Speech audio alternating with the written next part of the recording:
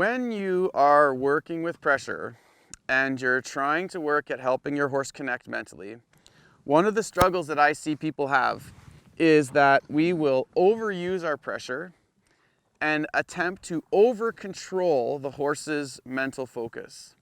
And what ends up happening is, at this stage in the game, we are not really good with our energy yet. We're still working at these concepts, and then what ends up happening is that our pressure comes out with really no energy, and the horse feels pretty criticized. Or what happens is they just dull to us. Pretty soon they don't stop eating grass, they don't bring their thought back, and we're trying to use this really good concept. We're trying to kind of understand what it means to develop a connection with our horses where we can apply pressure and help them commit and help them learn to make these changes and develop a relationship where our horse desires to be with us instead of is dull or wants to leave. So a couple tips I want to give around this is the first is don't look for massive change initially. Just look to see if you can start developing an awareness between you and your horse where the horses are understanding the concept, and do it in small chunks. Allow the horses time that when you start to play, you see little changes and you let those changes go. You leave them. And okay, so now if we can observe, this is a real perfect opportunity. There's some horses mingling over here and she keeps taking that in. Feel how she's doing it. There is no reason for me to change what she's doing.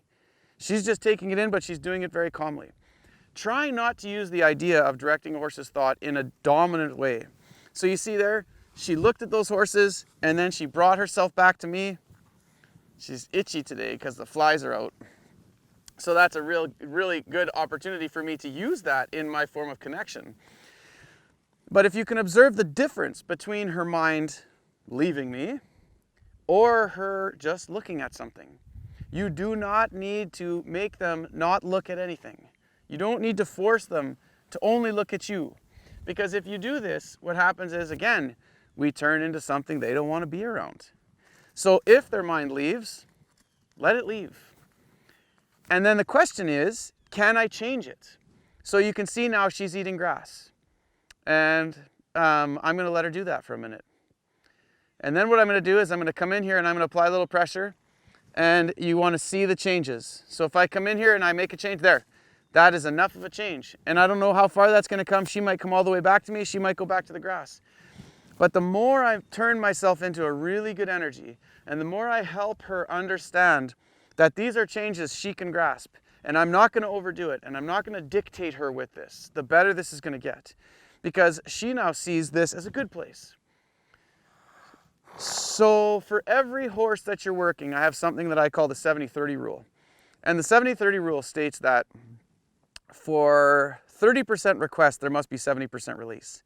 If you find yourself bridging the space where you're pressuring 70% of the time and releasing only 30, or maybe you're pressuring 80 and only releasing 20, you are way over expecting your ability or your knowledge of what to do with the horse at that moment. So really try to set it up. I might even encourage you initially to go with 80-20.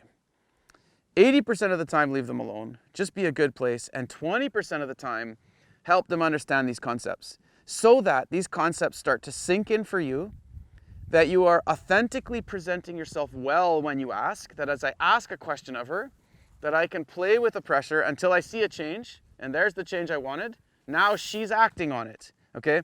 And I want to work on my ability to do that. And as I gain more and more ability to do that, I become a place my horses want to be. And that's really the whole goal in this, is I'm not trying to just use my techniques to make my horses listen or to find another way to dominate. I want to build a connection. I want her to feel safe with me. I want her to want to be here. So I just really encourage, as you're playing with any of these concepts around mind, space, or pressure, that you would use them in such a way that allows you to deepen connection. Use them in a way that allows your horse to feel successful. And also utilize them in the work. Recognize that if I just stood here all the time and I kept getting after her thought and getting after her thought, it would be like me calling your attention, calling your name, and then you looking at me and me saying nothing. Pretty soon, your mind's going to drift off again. And then I get after your thought again and I ask you to pay attention to me again, but I say nothing. You see, this is generally the frustration for the horses, is that they don't understand what it is that we wanted. So if you are going to ask for their attention, what I encourage is, for the first little bit, give them relief on that, but then use that idea to ask their attention for a purpose. Maybe it's that you want to walk. Maybe it's that you want to go for a trot. Maybe, whatever it might be. But help them understand that you understand the work to purpose, not just to an endpoint that they can't relate to, which generally causes them to tune out, no different than it would cause you to tune out if I did it to you. So when you're dealing with this work with a horse's mind, try to develop a relationship that allows them to be successful, for you to be clear, and not to use the rule in such a way, or not to use it as a rule that develops a connection to you getting to where you're having to use more and more pressure and getting less and less results. If that's the case, you know you're using this out of balance. Look for the slightest changes in your horses. Observe when you ask these questions. Observe their eyes and their ears. Observe the attentiveness. You can see her ear just switched. That's a good release. As you ask questions, you can see her eye and her head turning a little bit. Those are good releases. Just little things. Can you get them to that place? There. See, now the ear, the eye, the head and neck now are combining to a greater movement. But you see those all piled up on each other. They were all just as good. But we kind of have it in our minds that unless our horses are standing right here with us, that it's not good. If they look at something, it's not good. And that's not the case. They can look at anything they want, and I want them to. Because if they're looking at something, it's because their desire's there. What I want is I want to become their desire. So I want that to be as honest as possible. I want to keep developing more and more connection, and in the process of this, become a place my horses want to be.